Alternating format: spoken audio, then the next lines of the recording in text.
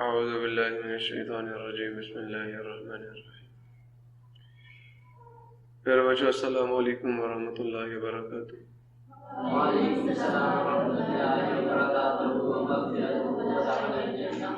Rabbi इश्रह ली सदरी व यस्सिर ली अमरी वहलुल उक़दतम मिन लिसानी यफ़क़हू क़ौली।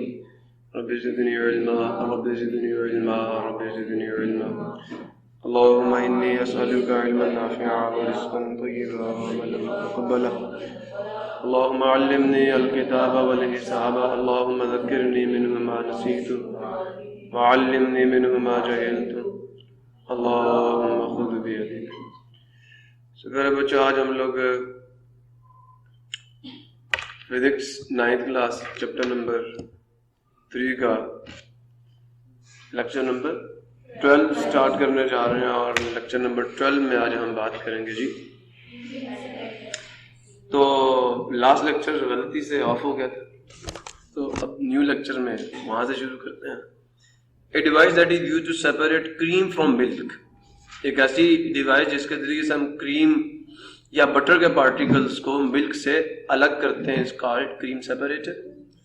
फिर जिस स्ट्रक्चर का इसका most modern plants use a separator to control the fat contents of various products. ये इसका स्ट्रक्चर नहीं है, नहीं समझ आए? ये इसका स्ट्रक्चर नहीं है। स्ट्रक्चर क्या होना चाहिए इसका? क्या दोगे इसका structure? A separator is a high speed spinner. ये भी एक स्पिनर है, एक बास्केट है, एक सिलेंडर है जो कि बहुत ही ज्यादा तेज रफ्तारी के साथ स्पिन करता है, रोटेट करता है। हाई स्पीड स्पिनर है।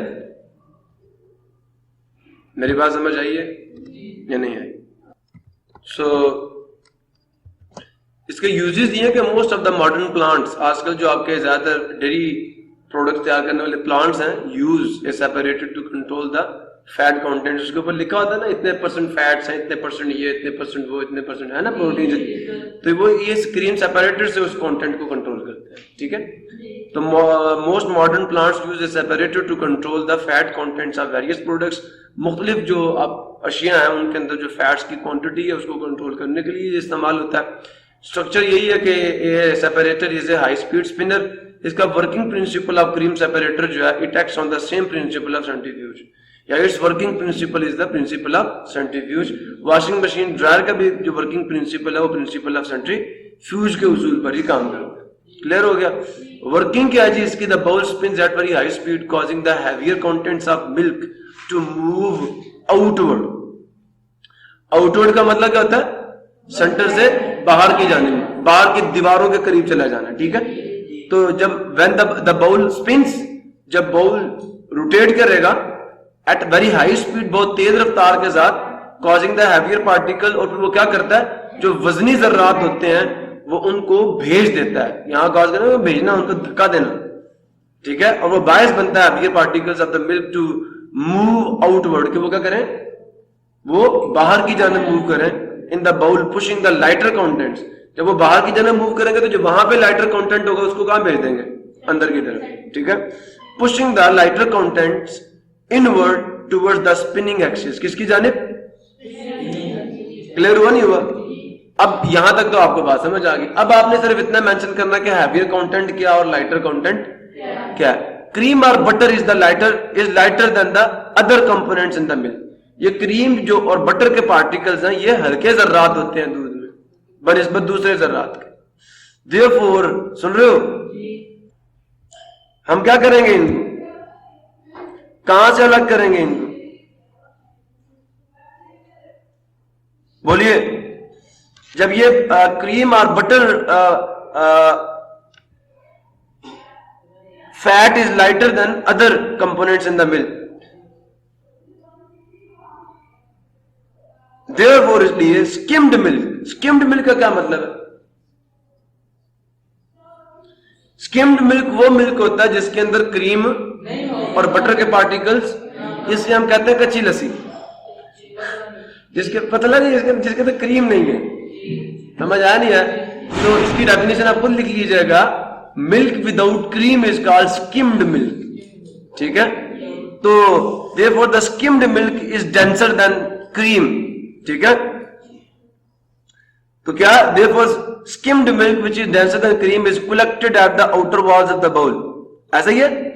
इसलिए जो हैवियर कंटेंट है, जो स्किम्ड मिल्क है, वो मिल्क जिसमें प्रोटीन्स, फैट्स या बटर पार्टिकल्स नहीं होते, वो इकट्ठा हो जाता है, that is collected. Therefore skimmed milk which is heavier, which is denser, which is heavier than the cream is collected at the outer walls of the bowl।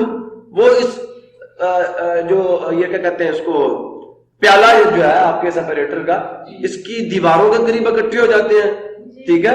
और सुन रहे हो, and the lighter part that is cream is pushed toward the centre, वो किसकी तरफ, वो centre की तरफ जो है उसे मूव करवाया जाता है, ठीक है।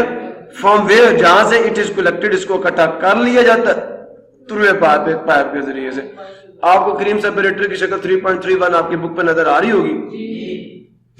इसके साथ दो पाइप्स लगे हुए हैं, एक ऊपर है और एक नीचे है। एक पाइप से क्रीम इकट्ठी की जाती है और दूसरे से स्किम्ड मिल्क इकट्ठा किया जाता है। क्लियर हो गया। So these are the ways to separate the cream from the milk, ठीक है, by using the cream separator. तो बात वही है, the bowl spins at very high speed, तो heavier content of the milk moves outward, ठीक है, in the bowls, pushing the lighter content inward the spinning axis.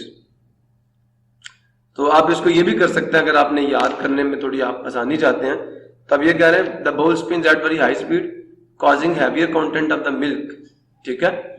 उसके आगे ब्रैकेट में लिख दें skimmed milk,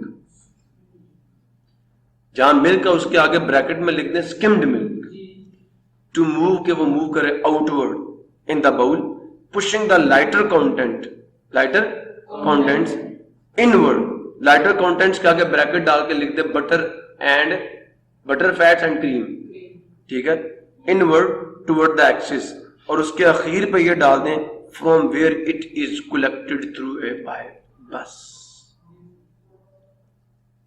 from where it is collected through a. जब आप लिख रहे हैं कि लाइटर कंटेंट क्रीम है और हैवियर कंटेंट स्किम्ड मिल्क आप मेंशन कर रहे हैं ब्रैकेट के अंदर, तो फिर नीचे वाला हिस्सा लिखने की जरूरत नहीं है। क्लियर हो गया। तो जनाब अली, इस तरह आपका ये भी खत्म हो जाएगा क्रीम सेपरेटर की वर्किंग जो है। और कोई सवाल हो तो आप पूछ सकते हैं मुझसे। इसी के साथ फिर आज का लेक्चर हम क्लोज करते हैं। मिलते हैं नेक्स्ट लेक्चर में, तब तक के लिए अल्लाह।